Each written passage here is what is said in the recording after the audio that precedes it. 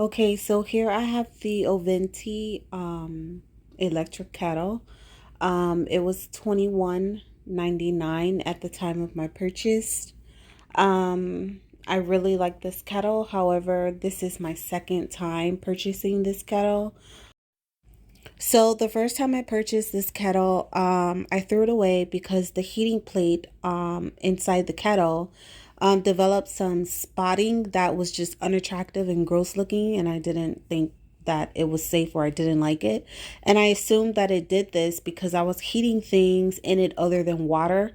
I would like reheat tea or reheat coffee or even milk. So I assumed that that was the reason why it developed those spots. However, this time when I purchased it a second time, I only heated water in it and it did the exact same thing. And it seemed like the spots developed even faster than the first time when I was heating, various types of liquids in it. So one main thing that I don't like about this kettle is the lid. The fact that it has the filter there, it makes it really difficult to wash out and clean this kettle. And it does scratch and scrape my skin because the filter is in the way. So that's one thing that I don't like about this kettle. Yeah, it's just constantly scraping my skin while I'm trying to wash it out. So that I don't like. So this is my second time purchasing this kettle. As I stated before, the reason why was because of the spots on the heating plate. But unfortunately, this second one is broken. The lid is broken, which is it would be a major concern for someone else who is not careful at watching this kettle, because the simple fact that the lid is broken. The auto shut off feature does not work, which can be very dangerous. But I do watch mine carefully.